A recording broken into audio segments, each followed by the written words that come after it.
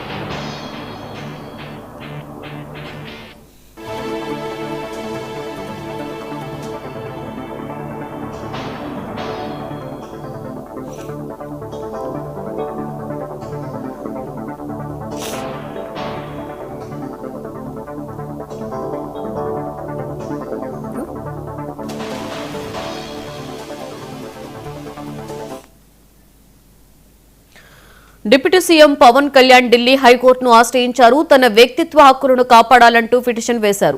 AI వీడియోలతో పవన్ ప్రతిష్టకు భంగం కలిగించేలా సోషల్ మీడియాలో పోస్టులు చేస్తున్నారని ఆయన తరఫు లాయర్ తెలిపారు.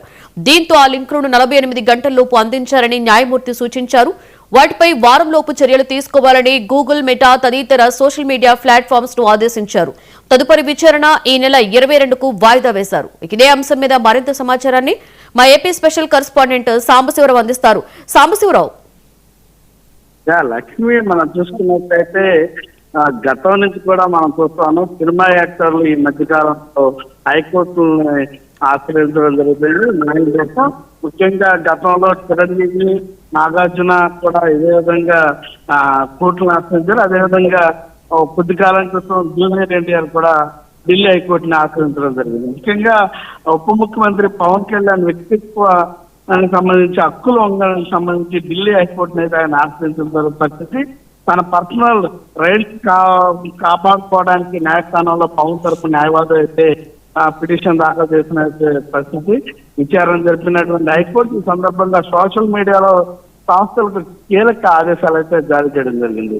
అయితే పవన్ కళ్యాణ్ వ్యక్తిత్వ హక్కులు ఉల్లంఘించే విధంగా సోషల్ మీడియా ప్లాట్ఫామ్ లో ప్రచారం జరుగుతుందని పిటిషన్ లో పేర్కొనడంతో ఈ అంశంపై తక్షణ చర్యలు తీసుకోవాలని కూడా అవసరం ఉందని ఢిల్లీ హైకోర్టు పేర్కొంది. వ్యక్తిత్వ హక్కులను కాపాడడానికి అత్యంత అవసరమైన హక్కుల ఉల్లంఘనకు పాల్పడిన సోషల్ మీడియా అకౌంట్లపై వారిపై రోజుల్లో చర్యలు తీసుకోవాలని ఆయా కంపెనీలకు కోర్టు అయితే ఆదేశాలు కూడా జారీ చేయడం జరిగింది.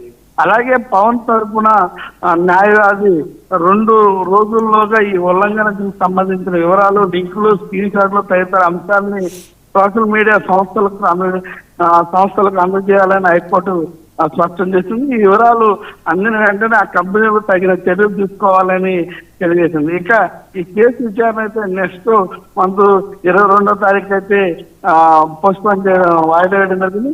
ముఖ్యంగా ఏఐ ఆధారితంగా పవన్ కళ్యాణ్ సంబంధించినటువంటి వీడియోలను క్రియేట్ చేస్తూ ఆయన వ్యక్తిగత సంబంధించి అంతా కూడా చేస్తున్నటువంటి పరిస్థితి అయితే ఇక్కడ ఉందంటూ కూడా పవన్ కళ్యాణ్ ఈ పిటిషన్ లో పేర్కొనడం జరిగింది. ముఖ్యంగా ఏఐ వీడియోల వల్ల తనకు ఏదైతే మన సహజంగా మనం రొటీన్ గా లైవ్ లో ఉండి మనం చేసే విధానానికి ఎన్నో ఏఐలో మనకు సంబంధం లేకుండా చేసే వాటి వల్ల తన ప్రతిష్టకు కూడా భంగం కలుగుతుందంటూ కూడా చెప్పినటువంటి పరిస్థితి. మొత్తంగా ఈ వ్యవహారాన్ని అంతా కూడా కోర్టుకి తెలియజేయడంలో 48 గంటల లోపు కోర్టుకు ఆధారాలన్నీ కూడా అందించాలంటూ కూడా ఆ సమాచారం అందించడం జరిగింది. గూగుల్, మెటా, ఫేస్బుక్ అంటే ఫేస్బుక్, ఇన్స్టాగ్రామ్ తదితర సోషల్ మీడియా ప్లాట్ఫామ్లలో వారం లోపు ఆదేశాలు కూడా ఇచ్చినట్టుగా తెలుస్తుంది. డిఫేక్ట్ ద్వారా తప్పుడు ప్రచారం జరుగుతున్న నేపథ్యంలో న్యాయస్థానం త్వరితగతిన స్పందించడం, టెక్నాలజీ దుర్వినియోగం అడ్డుకట్ట వేయడం ముఖ్య పాత్ర పోషిస్తుందని కూడా తదుపరి విచారణ కూడా వాయిదా వేయడం కూడా జరిగింది. కేవలం పవన్ కళ్యాణ్ మాత్రమే కాదు, కొద్ది రోజుల క్రితం యంగ్ టైగర్ ఎన్టీఆర్, అదేవిధంగా గతంలో చిరంజీవి, అదేవిధంగా నాగార్జున, ఇట్లా మనం చూసుకున్నట్లయితే ప్రముఖులు మన ఏదైతే తెలుగు చిత్రసీమకు చెందినటువంటి ప్రముఖులు కూడా దీని ద్వారా బాధితులుగా ఉన్నటువంటి పరిస్థితి. Lakshmi. Right, thank you Sambasivarao.